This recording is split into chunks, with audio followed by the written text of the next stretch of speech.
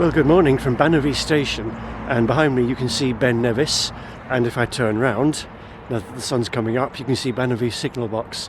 And I have a plan today to go to one of the lightly used stations on the West Highland line, which is Beasdale. Now the ScotRail online timetable shows the train I'm waiting for does call at Beasdale, but the on-platform monitor doesn't show it. And I asked at the ticket office at Fort William last night, and the guy said to me, well, it will stop there because it's a request stop if you request it to stop.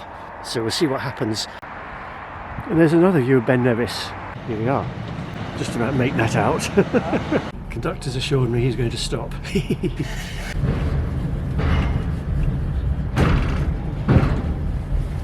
In middle of the train only for alighting at Corporate. Thank you.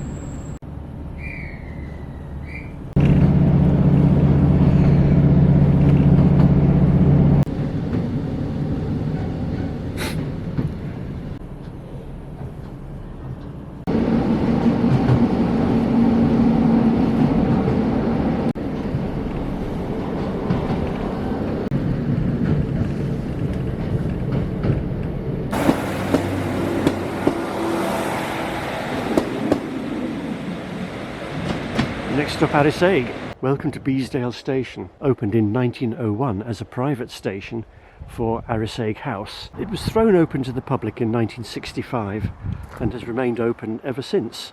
Although it's a very lightly used station, about 200 passengers a year in the last 2 years. And there's the waiting shelter.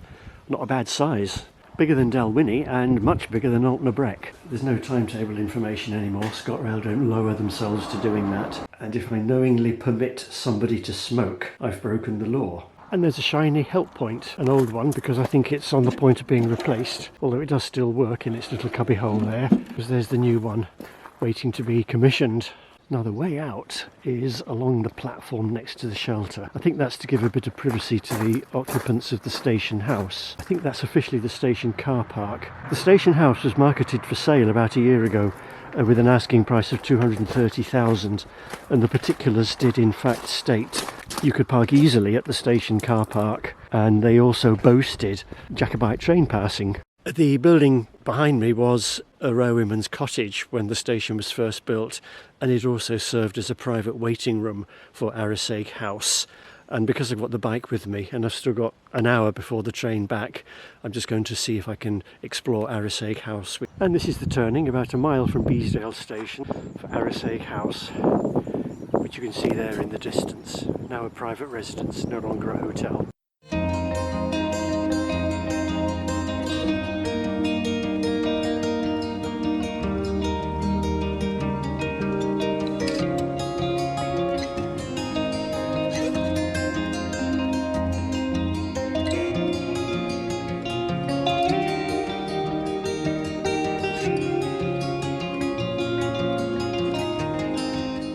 The wee sign there tells me I'm now entering a no smoking zone. So if you see anybody in this film smoking, British Transport Police.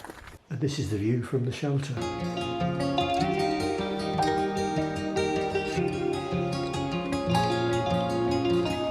I told the conductor that I was going back on the same train, more or less, and he reminded me that because Beasdale is a request stop, not to hide in the shelter when the train is coming. So here I am hiding in the shelter. You'll see that if I miss this one, the next one is in 6 hours' time. And this has already become one of my favourite stations because the shelter is really beautiful and the scenery is lovely. If the house is marketed again in the future, I might think about buying it, but who knows.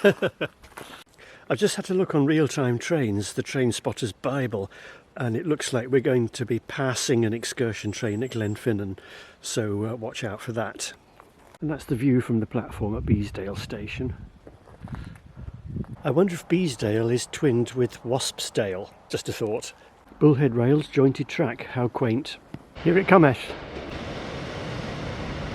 Beautiful 156.